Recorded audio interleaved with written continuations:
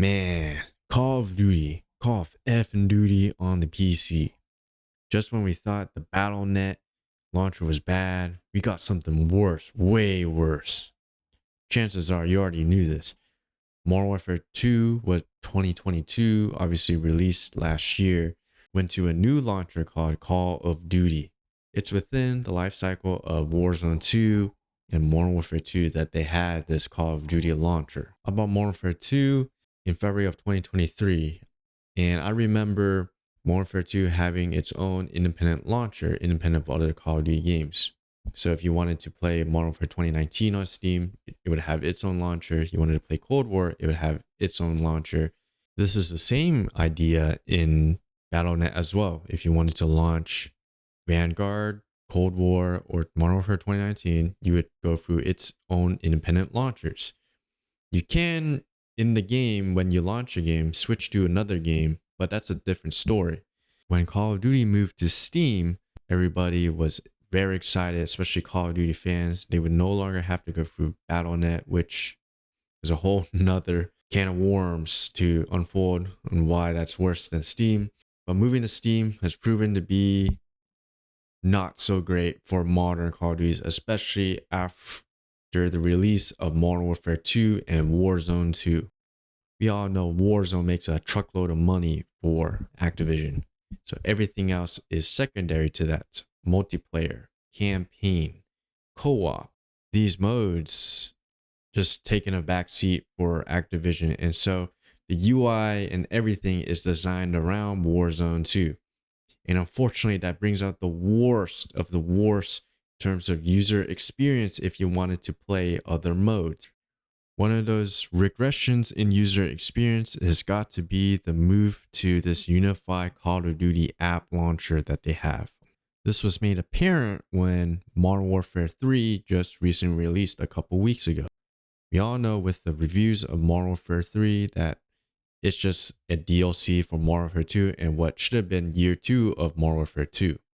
And so naturally, you're going to have a lot of reused assets from Modern Warfare 2 in Modern Warfare 3. That's all great. Whatever your Activision prerogative is on reusing assets and selling that as a game, that's not my problem because I'm not going to buy it and I didn't buy it.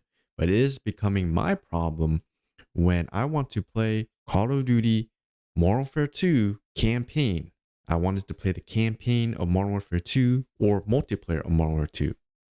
So why in the hell do I have to download updates for Modern Warfare 3, a game I didn't buy, just so I can play Modern Warfare 2 campaign or Modern Warfare 2 multiplayer? It makes absolutely no sense. It doesn't even make sense when the launcher in the UI of this unified launcher that they have is absolute trash. It doesn't even make sense even if you had a good UI. I shouldn't be downloading updates for a game I didn't buy so I can just play my old game. It makes no sense. This is just absurd. Yeah, it makes the game's files unreasonably big because you have to have those Warzone 2 assets and in addition some Modern Warfare 3 assets. I don't even know what they're installing on my computer, but it takes up way too much space and I just want to play my campaign, man. But nah, Activision says nah. You're going to have to download an 80 gigabyte update that has nothing to do with your campaign or multiplayer for Modern Warfare 2. And it's also a slap in the face because Modern Warfare 2 is no longer actually support. So these updates have nothing to do with Modern Warfare 2 multiplayer or campaign, but yet I have to download them just to play my game that I paid for.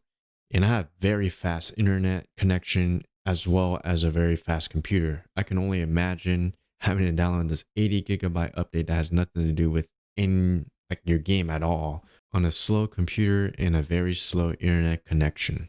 Right. I just want you to take a look at this boot sequence of when I finally downloaded the update for Modern Warfare 3 and it has to reset itself. You have to go through all these hoops and loops and reloading, restarting just to get your campaign up and going. And the game Modern Warfare 2 has been released for a full year already and they have not fixed this bug. I've also just found out that this bug also exists on console as well. So yeah, very buggy game, and they still haven't fixed it, and yet they released Modern Warfare 3. That's a whole nother story.